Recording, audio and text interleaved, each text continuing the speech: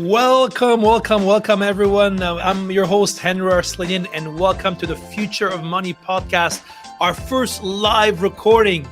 Very, very excited to be with you all today. Warm welcome to our loyal listeners and to all the new ones around the world as well.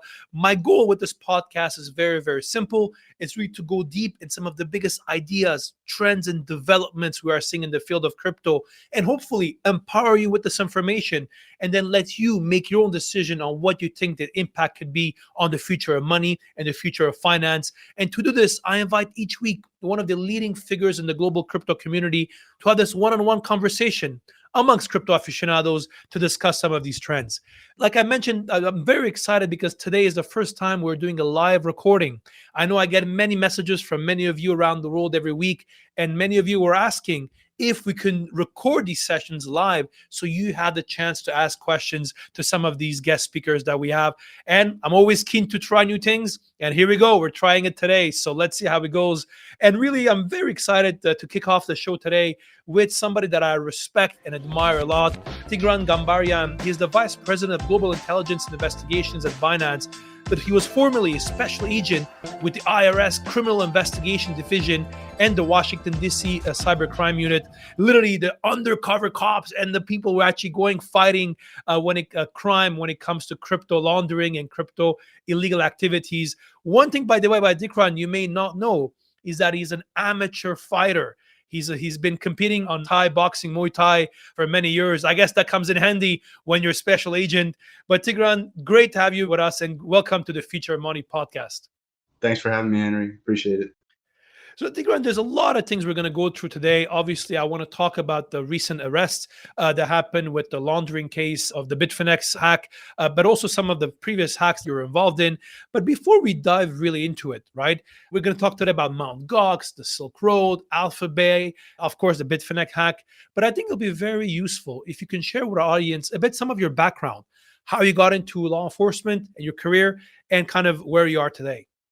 Sure. Yeah. Thanks for having me and giving the opportunities. It's, being in the private sector kind of allows you at least some more freedom when you're kind of doing these interviews. Pretty much my whole life before this, at least the past 15 years, I spent in the government. So in some function, whether it's at the state government or the federal government, in the last 10 years, I spent my life basically catching crypto bad guys. I was a special agent with the Treasury. Before that, I went to college, had an accounting degree, never thought I'd be in law enforcement. It was kind of the last thing I thought that the career that I'd be into, but just life kind of went that way. So became a special agent in 2011, went to academy in Glencoe, Georgia, in Brunswick for 7 months.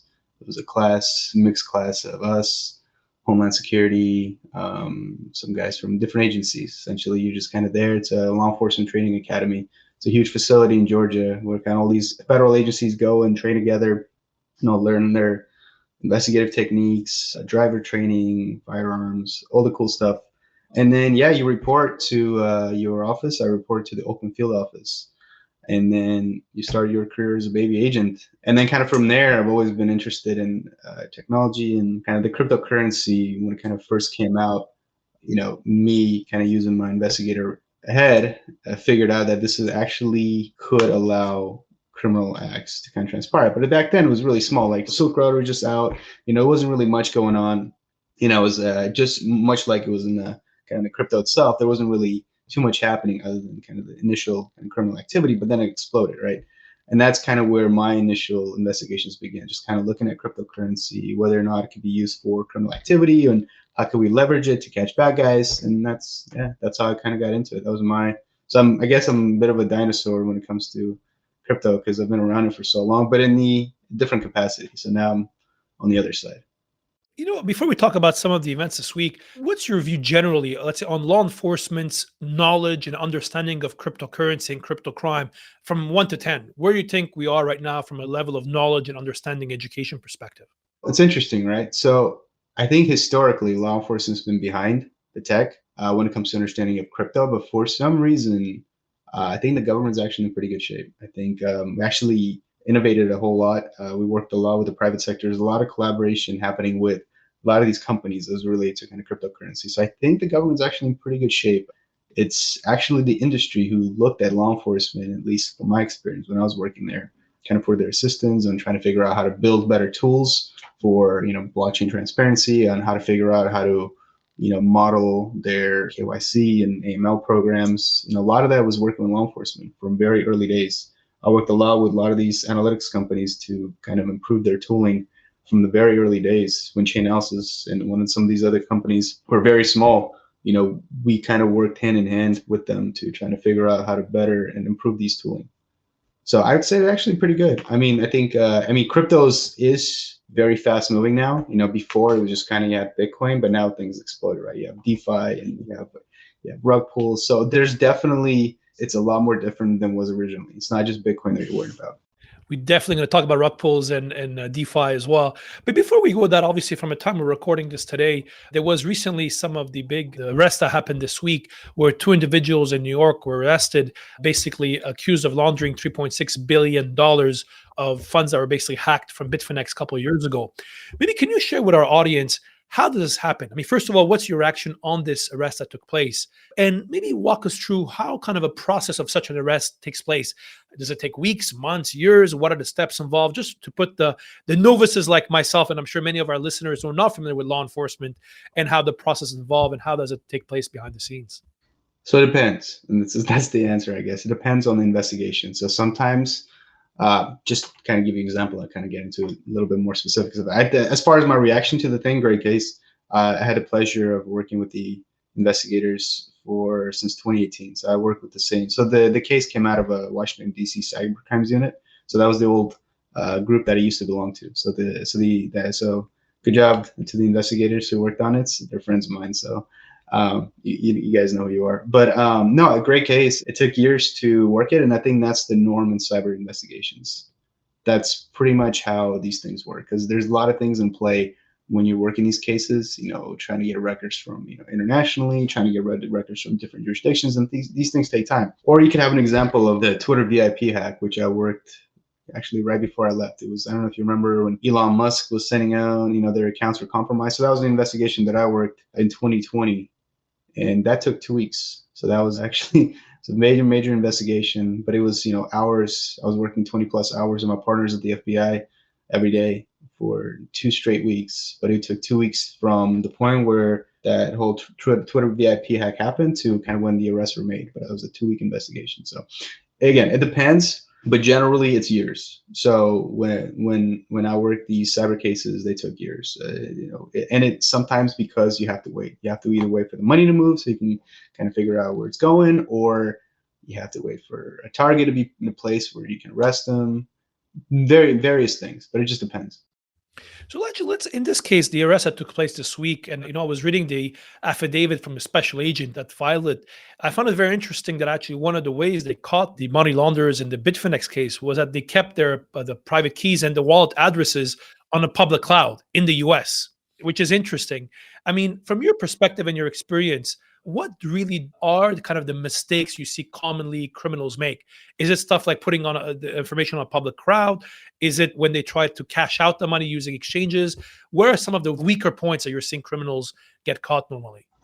People are lazy. I think that's the problem, right? They don't want to put into an effort, and then it's just a human element, right? And it's just kind of, law enforcement only has to get one thing right? So the bad guys can just do everything perfect. The only thing it takes is one mess up, and that's all it really takes. And generally, that's what it comes down to. Ross Ulbricht kept a diary of all this criminal activity in his computer. That probably wasn't a good idea either. But generally, you only need, and it's been the case in a lot of the cases that I investigated, it was just one screw up on the part of a bad guy, and that kind of what leads them to be identified. Nobody's perfect. You could have the perfect OPSEC for 1,000 times. You don't screw up, but you screw up that one time. Somehow the VPN falls off, or you somehow put your seeds on the server in the clear without encryption, things like that. But all it takes is just one mess up, and humans are not perfect, and they will mess up, and law enforcement will identify them. That's just been the case. And again, that's why these things sometimes takes years, because it takes years for somebody to screw up. In this case, that's what happened. By the way, for those of you listening live, feel free to ask questions, and I'll make sure I'll get them to Tigran in the right time. One question, Tigran, I think many of our listeners have is, what happens to the seized funds? So in this case, for example, there was around $3.6 billion that was seized. What happens? And there's obviously a lot of, there was Silk Road investigation that was billions were seized, and other cases recently as well. Can you maybe share with us what happens to that money? How can it be used? Sure, and again, it depends.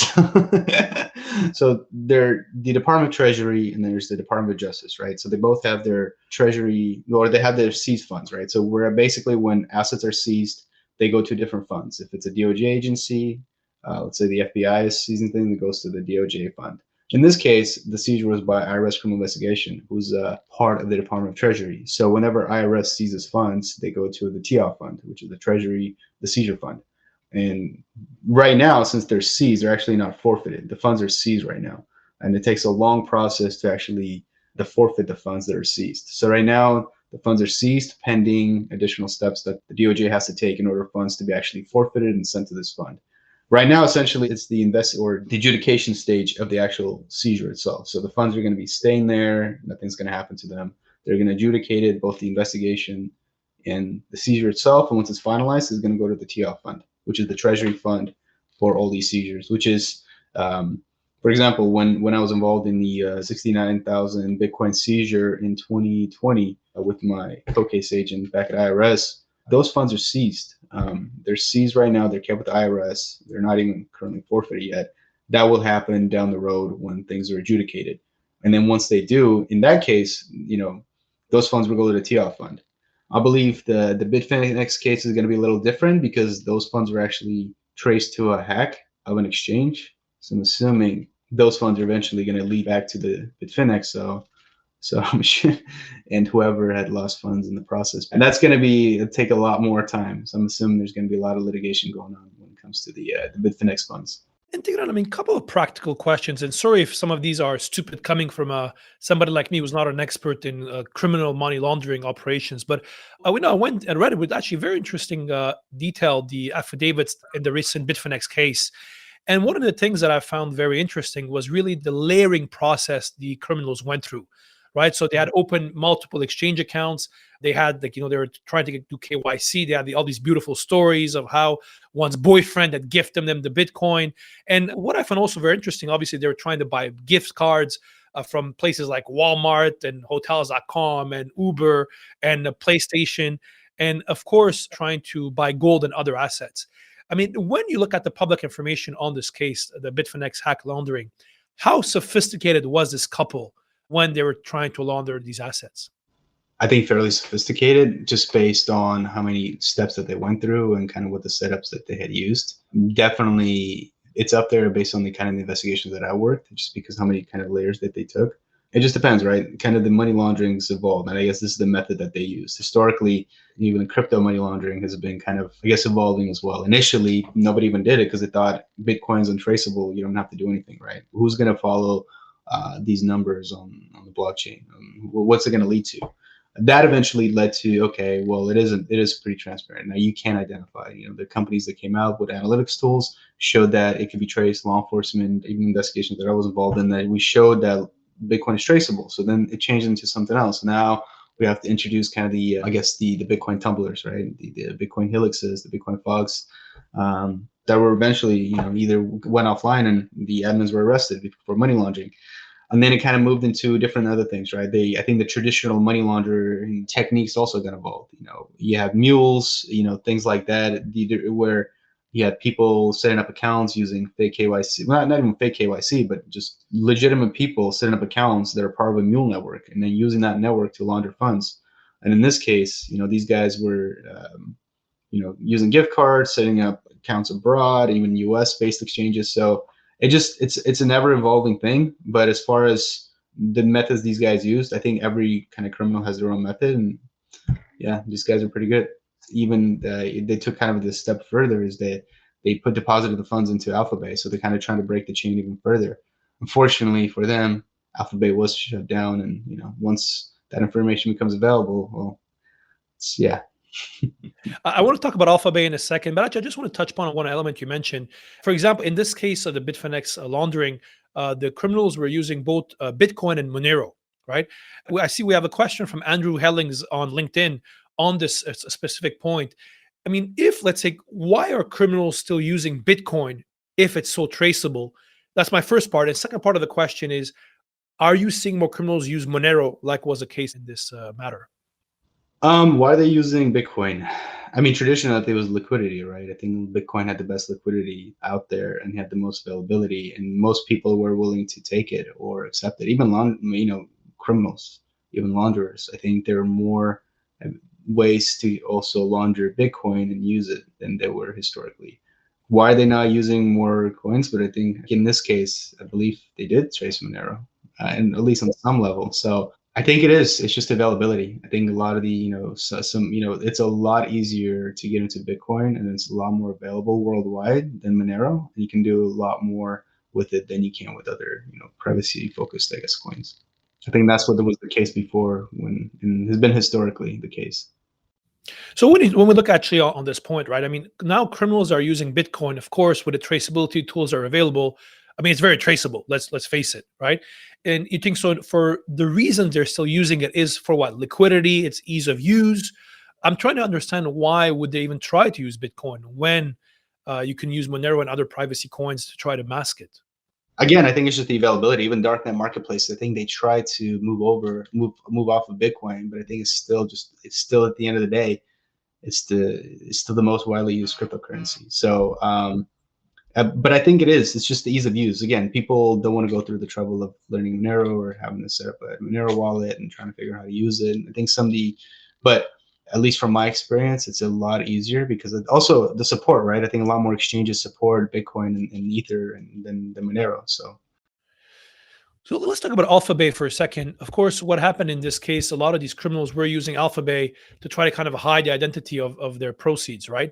And of course, the authorities, and I think this is an investigation you were involved in, shut down Alphabay. To what extent do you think the Alphabay shutdown played a role here? And let's say from a law enforcement perspective, how important was the shutting down of the darknet market Alphabay? Well, I think at the time, it sent ripples through kind of the dark web. It wasn't just what happened with Alphabet, but also what happened with Hansa. I think the kind of the strategic way we took down Alphabet, that's like one of the cases that I was proud to be involved in and worked. I think it did, right? It for a time there really kind of shattered people's trust in the darknet marketplaces. Eventually, I think it has recovered, and I think but at the time, I mean, there's a huge kind of ripple that it went through. People kind of realized that government is a lot more capable and was willing to kind of try different techniques that they weren't in the past. So at the time, it made a huge impact. Again, it's kind of recovered since then, but kind of the darknet marketplaces were kind of a little bit of in a disarray, kind of not knowing what to do next, just because of the kind of the unprecedented action that we took. I'm sorry, the camera's kind of getting messed up, but the unprecedented action that happened in the Alphabet and Hansa, especially kind of with the Hansa part of it, where people were kind of tricked into, or the criminals were tricked into going to Hansa and kind of giving up their access and really identify themselves. So no, that had a huge impact. And then also later on, government's ability to kind of seize these data sets and then capture bad guys after the fact, that's also plays a role. So once you shut down these sites, the government uses the data to actually catch the criminals on it. The vendors, the buyers, the administrators. There's still arrests happening from the Alphabet investigation to this day. There's still investigation or tied to it to this day. In this case, that data was used to identify these individuals, even from the Bitfinex Act. So that's kind of the invaluable thing in these cases is that the data that you're able to obtain. One perception I've always had, Tigran, is that, if you're obviously criminal and as long as you stay in the crypto ecosystem, you can stay, let's say, untraceable for some time. Yeah, we can trace the assets, but we don't know who it is. We're not able to link it up. But obviously, when they try to cash it out, that's where they'll get caught, right? Do you think that's still the case where the easiest way to catch some of these crooks is when they're trying to off-ramp it to fiat, into cash? And that's how a lot of them are being identified and being caught. Absolutely. I mean, it's still I mean, at the end of the day, people want to get, they do want to get fiat because not everybody accepts crypto. And I think that's where exchanges, kind of like a Binance, play a role, is by being able to identify, those bad actors. And it is important, kind of having these investigation units, having the AML and KYC in place. I mean, we work with law enforcement and daily to kind of identify these criminals, and it is really important for these exchanges to have this information and use that information to obtain these criminals. Because really, you're going to catch these guys when they're trying to cash out, and that's been the case. Or you're going to catch them when they screw up. But usually, from my experience, even for all the cases that I've worked, it's usually when they try to get into the fiat world is when they're identified, because you're able to see real world identity. And if they actually have their identity, or you can identify them somehow through their accounts, that's how you're going to catch them. And this is why the KYC element is so important for the development of the industry, especially with centralized exchanges. Which brings back to my next question on decentralized finance. Of course, right now, a lot of these criminals are being caught because they have to access centralized exchanges where there's pretty good KYC, AML, and counterterrorism financing and other measures in place. What do you think about DeFi?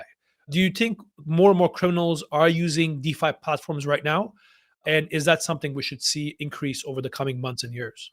I don't, for at least from what I've seen. I mean, they're clearly adopting DeFi, maybe not in a way that we think that they are. I think they're, at least in some cases, are using DeFi as a way to facilitate their criminal acts. Doing the rug pulls and all that stuff that's happening right now, where they're essentially using the kind of the naivety of some of the investors to basically lure them into investments that they know is just there, that is not real. They lack economic substance. They're just essentially there just to scam people. I mean, these things have been going on. It's not new.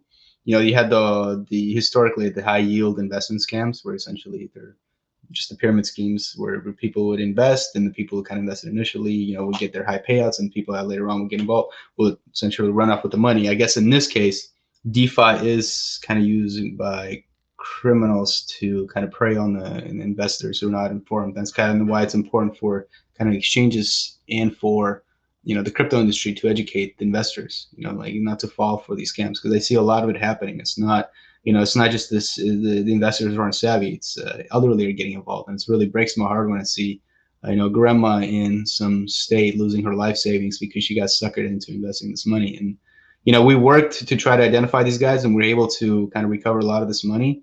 But at the end of the day, they are using DeFi, at least from what I've seen, at least the bad guys. Of course, there are legitimate DeFi projects, but I'm saying there's a lot of that out there where criminals are using DeFi to scam criminals into, just running off their money. And I think that's one of the questions we had from Ashni Maharaj. It was exactly on these multi-level marketing schemes, right? And I have to say, when I've been looking and following some of these big scams, like the OneCoin scam and many others that took place, it's really sad because it's really everyday people are getting scammed. Unfortunately, for many people, this is the first experience they have with crypto, which is obviously a terrible one. But actually, the scams are old school multi-level marketing scams. They have nothing to do with crypto. It just happens they're using the crypto as a vehicle in a way. Exactly. Bad guys are always going to adapt and be able to use technology to their advantage, and that's what's happening. It's just an evolution of the old school scam. Just like the darkness evolution of the old school drug dealers, this is just evolution of that. So coming back, we're getting tons of questions, and I promise for all the listeners, if you ask your question, I promise I'm going to try to make time to get to it. But I want to talk to Tigran about some of the big cases you're involved in. I will never forget the first time I heard about you. I was on a Cathay Pacific flight from Hong Kong to New York, and I was watching this movie I think it was called American Greed. And you were obviously being featured as one of the investigators in the Silk Road case, which obviously is very controversial, especially in the crypto community. Can you maybe explain, because you were involved in this investigation, has been many years now, but really from day one. Can you share with us kind of why was the importance of that investigation, Silk Road, and kind of your involvement in it, and what do you think it means for the broader crypto ecosystem? Yeah, Silk Road, it was the first big app for Silk Road. I mean, for Bitcoin, right? It was kind of it was, I mean, in truth, it was the first use case for kind of the Bitcoin. It was for its adoption. But look at it now. So no, I mean, look, my involvement in Silk Road, my involvement kind of came on later on in the actual investigation itself. It was when the actual corruption investigation part of it came into play, which was the DEA and the special agent and the Silk Road, Secret Service special agent involved in the actual investigation out of the Baltimore, because there are two different kind of cases, one from New York and one from Baltimore.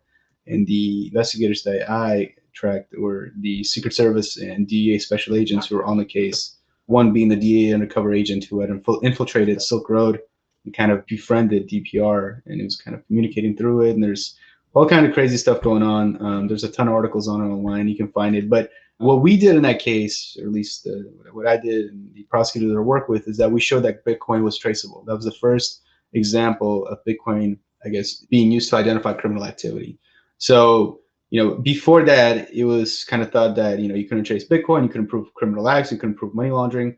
But that was the first case where we traced Bitcoin. We were able to identify all the illicit funds that the DEA and Secret Service special agents were kind of stealing from Silk Road. They're extorting DPR. So a bunch of crazy stuff. There's a murder for hire element to it. But that was the first case, and that was kind of the proof of concept that Bitcoin's traceable. We can use it to identify criminal activity. And that was kind of the big bang moment, right? It was just kind of when everybody realized, holy crap, we can do this. And from there, kind of rose the crypto tracing industry, the chain analysis, the TRMs out there. I actually met the CEO of chain analysis, Michael Groninger, at the U.S. Attorney's Office in 2014. It was with the prosecutor I work with, Catherine Hahn. She's in the venture capital now, but it was kind of my first meeting with him, and he kind of came out there. He showed me the tool. I'm like, look at this, you can trace it. I'm like, yeah, but why would I want to pay for this? There's Wallet Explorer for free on the internet.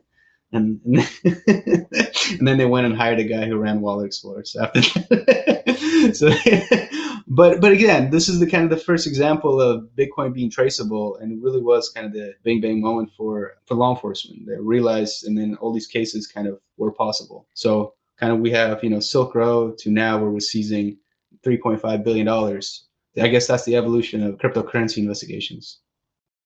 No, and I think that there's been a lot of evolution on that side, like you mentioned, right? Of course, then with Mt. Gox, with Alphabay. The other one is BTCE, which I think is interesting because BTC obviously has an exchange. The problem that you mentioned where there's a fiat off-ramp, which is what criminals are doing. Can you maybe share with our listeners what was the BTCE case and why was it so important in the development of fighting bad guys in crypto? That's an interesting one. So I can talk about as much as I can because the case is still ongoing. And unlike Silk Road, which is fully adjudicated, kind of limits what I can talk about since the administrator, Alexander Vinnick, is still locked up in France. I think he's doing time over there for money laundering. And eventually he will kind of hopefully come to the United States to kind of face those charges. But that investigation, I started working it a long time ago. It was back in the mid 2010s. And it related to not only the money laundering that BTC was facilitating as the criminal complaint and the affidavit stated. Essentially, they're acting as a money laundering site. Nobody kind of knew who ran it. It was anonymous. Nobody knew who the owners were. Nobody knew where it was located. Nobody cared about KYC. It was just kind of this wild west of cryptocurrency. I think there was a study where close to 95% of all ransomware at the time was being laundered through BTCE, and that's kind of where it came up on our radar. And kind of the investigation work that we did, through the undercover work that we did identify that there is, complete disregard for AML, KYC, the fact that they're facilitating drug money going through it knowingly. And that's kind of where we were with that case. But on top of that, also the Mt. Gox hack. The funds that were stolen from Mt. Gox were deposited into BTCE, and we were able to trace those funds to the administrator that was then arrested in Greece, in Thessaloniki, when he was arrested over there, Alexander Vinnick. So that's it was a kind of a two-part thing. It was not only that they're operating illicit exchange, but also they're cleaning money from a major hack, which led to the shutdown of the exchange itself. And Mark Harpelis was doing time. He was being interrogated, and he did time for like a year in Japanese prison over this. Luckily, the investigation that we worked eventually cleared his name. He was able to kind of get out. And I think part of the reason why he was able to be free was because of the BTC investigation. Wow. Because I guess you guys were able to prove that the laundering was happening via BTC, not from him directly in a way, right? Which is quite interesting. And, right now when you look globally, and there's great questions, and I'll get to it in a second, when you look at globally right now, for example, a lot of these arrests recently, BTCE, for example, even the Bitfinex laundering are related to certain countries. In this case, Russia, for example, right? Do you think there are countries where some of the controls around these KYC, around enforcement of some of these criminals are more, let's say, relaxed than what we find in other countries? I think every jurisdiction is different. Every jurisdiction has its laws. Every jurisdiction has its own kind of norms, how the financial system functions. But no matter where you are, I think it's important for law enforcement to kind of work with exchanges and kind of figure out how they can leverage whatever assistance they can provide. I mean, no matter what jurisdiction they're in, I think, if you are operating in there, you do kind of owe duty to kind of do the right thing. But at the end of the day, each jurisdiction has its own way of doing things. Russia has its own laws, China has its own laws, US has its own laws. And if you're going to be operating in those jurisdictions, you have to abide by those laws. Okay, let me tackle one or two other questions we got from the audience. One of them from Andrew Hellings, I think, which is a very interesting one about NFTs. I think there was a recent report that came out, I believe, was from Chain Analysis, talking about the level of money laundering that is taking place via NFTs. In your opinion, how big is the laundering problem with NFTs? And because obviously this is a big problem in the traditional art world, and NFTs, you can argue, makes it just easier and faster and more efficient. Do you think this is something that we need to pay more attention as a crypto community of the level of bad activity taking place in the NFT ecosystem? So I myself, as a special agent, did not investigate any crime related to NFTs. I'm not saying that they aren't, but as with any kind of crypto, or as with any financial sector, or any even dealing with arts, people are going to try to kind of use it to. Criminals are going to use it to. If there's a way, criminals will find a way to use it to launder money. So is NFT being used for money laundering? Absolutely. Just kind of knowing what I know about criminals. But do I think it's a huge problem? I don't think so. At least in my experience, I haven't seen a huge problem when it comes to NFTs being used for criminal activity. I think there's definitely hype about it. There's definitely, the market's kind of going crazy about it. It's the new thing that people are kind of going wild over. But I myself did not see, at least as an investigator and as kind of currently the role that I play, a huge amount of NFT being used for money laundering. Is it being used? I guarantee you it is. How much of it? I can't say. But at the end of the day, it's still crypto related, right? Whatever tools there are in place to identify criminal activity on a blockchain, there's going to be the same thing for NFTs. And I presume at one point when they get rid of these NFTs, they need to convert it to ETH or BTC, whatever, to try to convert it to fiat anyways, right? So there's a nexus there. I mean, you talk about your current role, Tigran. I think will be very interesting for our audience. Currently, you're the VP of Global Intelligence and Investigations at Binance. Can you share about what does somebody in that role do?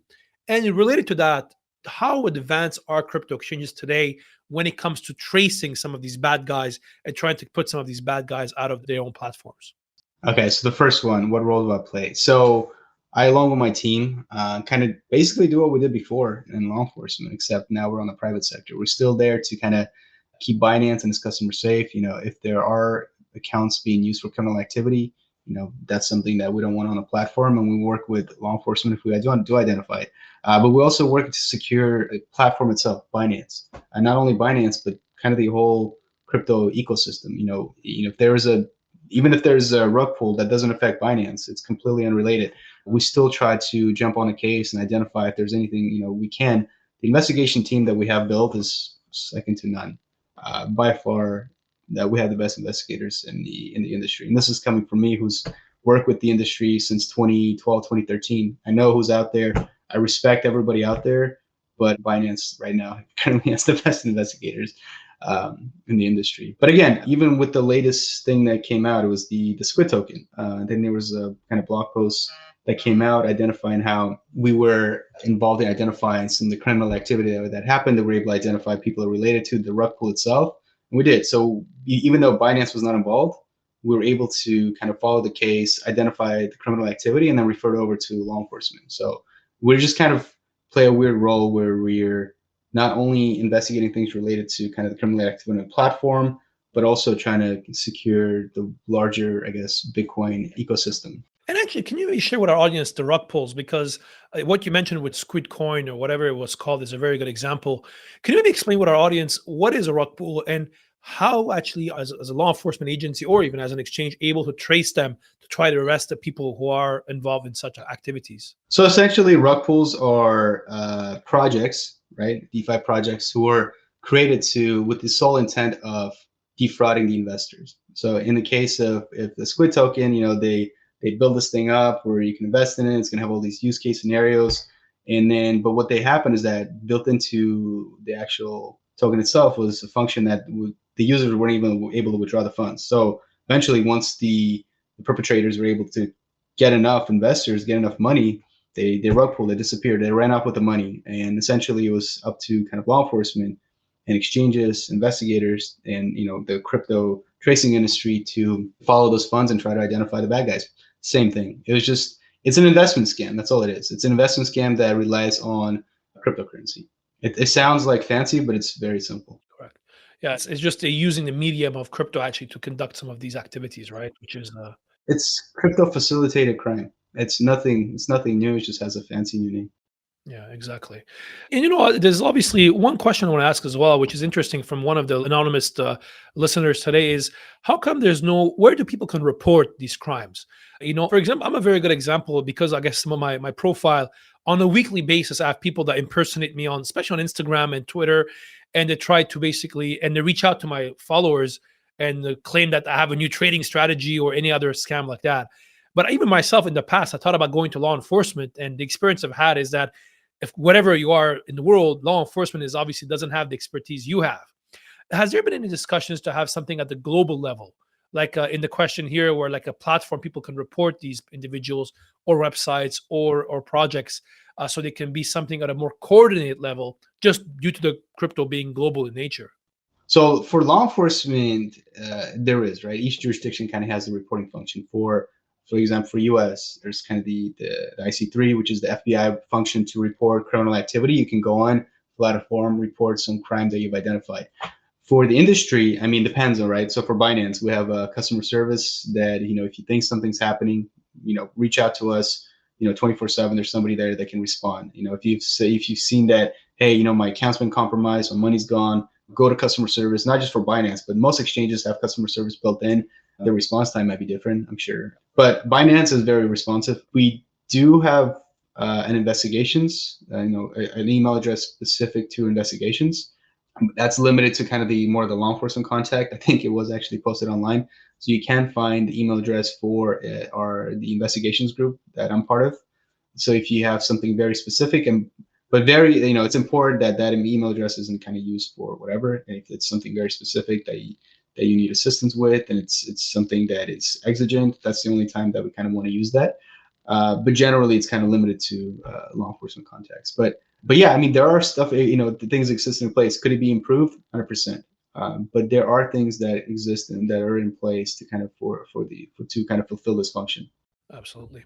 We're coming to an end of the show, Tigran, but maybe one other question is, of course, we discussed earlier privacy coins and the features they have.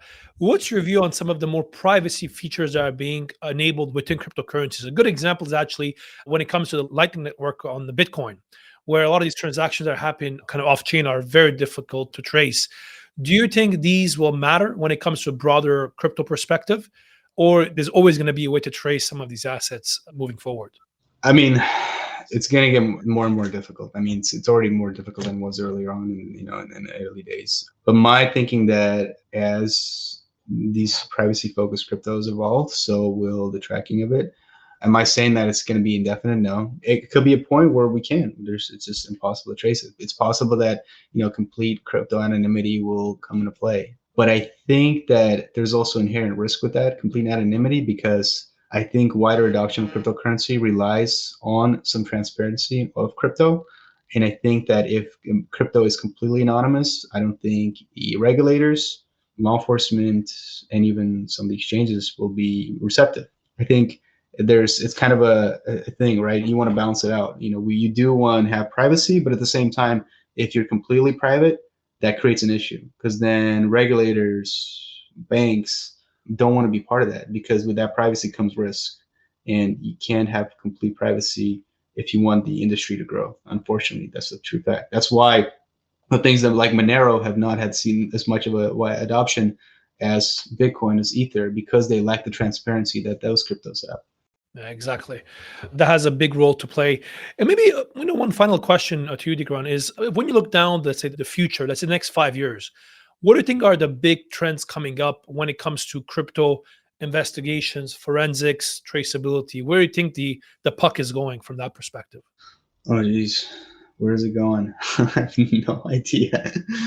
I don't know where it's going, but I do think that I'm kind of, like I said, I'm kind of a dinosaur. As a lot of us are leaving kind of the government, or they're moving on to different things. The newer generation is more aware of crypto. Even the new agents that are coming in, they've kind of grown up with crypto. Like, that's part of the thing. Cryptocurrency has been part of their life. So I think there's going to be a more savvy set of investigators are going to be getting into law enforcement, and also into kind of AML, KYC place at exchanges. So wherever it's going to go, I think that, both kind of the regulators, people in my space, investigators, and law enforcement going to be able to catch up to it.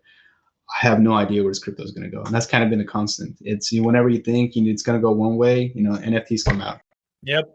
Here we go. DeFi. Yeah, I just miss Bitcoin days.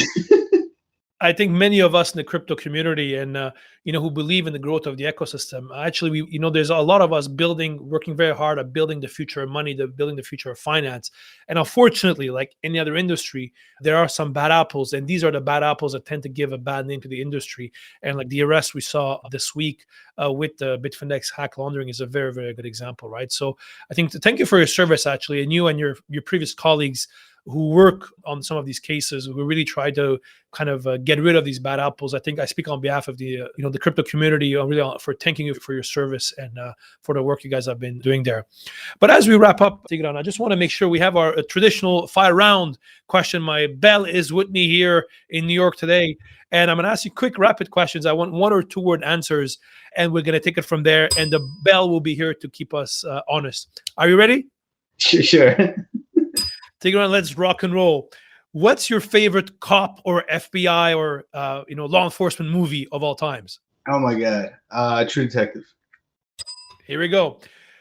How realistic is Cops, the TV show? How much you think it's actually realistic and reflects what happens in real life? Oh, law enforcement is a mess. It's super realistic. Best James Bond movie. What's your favorite James Bond movie you've ever seen? Casino Royale. Here we go. When you're not busy investigating bad guys on crypto, what do you do on your weekends? Oh my God, family, kids, working out, working on the house, just random damn thing. Excellent. What's your favorite Netflix? If there's one Netflix or YouTube series you recommend people to watch, what is it? Oh my God, that I haven't already talked. Well, look, I think everybody's seen it, but Breaking Bad, love that show. Here we go. The Wire. You spend a lot of time in California. What's your favorite thing about California? Oh my God, the food, the weather in some parts, not in Fresno where I'm at. So, but the nature, everything you can do. You got everything. You got the oceans, you got the mountains. Yeah. One piece of advice for anybody who wants to get into crypto, law enforcement, or investigations or forensics, what's that one piece of advice you would give to them? Go to IRSCI, get an accounting degree. Great place to work. Interesting. Accounting degree. That's interesting. It helps a lot, I guess. If you're one place you recommend people go to learn about crypto, whether it's a book, a website, a course, what would you recommend people do? Oh my God. As far as books, Fistful of Bitcoin, I think it was the paper that came out that kind of led to the whole adoption of kind of blockchain analytics, clustering. I think that's the name of the book. Go read it. It's a good article. Here we go. And the last question: if you could have lunch or dinner with one person, dead or alive, who would have that person be? My wife without the kids. Truth spoken. The couple days before Valentine's Day. Here we go. What a gentleman there. I think it was great having you. Where can people find you? Where can people learn more about you or get in touch with you? I'm on LinkedIn. Also, yeah, just reach out if you need to. You can email us at the investigations. I'm not going to leak it out here just because I don't want to get bombarded. But you through Henry, you message Henry. LinkedIn probably the best way from that perspective. Well, thank you very much, everybody, for listening today. Again, this was our first live recording session. We wanted to make sure we have a chance for many of you to ask questions. If you like the show, by the way, for those of you listening to this via the podcast, make sure to give a 5-star rating. And if you like it, it really helps up for new people to discover the show. Also, if you want to keep on top of some of the latest developments on crypto, make sure to also follow me on Twitter, on LinkedIn. Also, my new Telegram group, Arslanian Academy, where I share my commentary on daily events that are taking place. Also, for those of you who want to learn more about crypto, don't forget about my latest course on Udemy called Introduction to Bitcoin and Crypto Assets, where I summarize in 90 minutes all the developments you need to know about the entire crypto ecosystem, from Bitcoin, Ethereum, CBDCs, DeFi, NFTs, Web3, Metaverse, and likes, right? Really, and this gives you a certificate at the end of this course. So for those of you interested, that could be very hopefully helpful. And again, if you want to watch this video, this recording, it'll be on my YouTube page as well. and recording today with Tigran will be on it as well. And now all our content is also available in English, French, Spanish, Arabic, and Mandarin Chinese as well. Thank you very much, everybody. Thank you, Tigran. Thank you for being with us today. And thank you to all you listeners for being today for this live session, and for those of you listening on the podcast later on. Thank you very much, and have a great day, and see you all next time.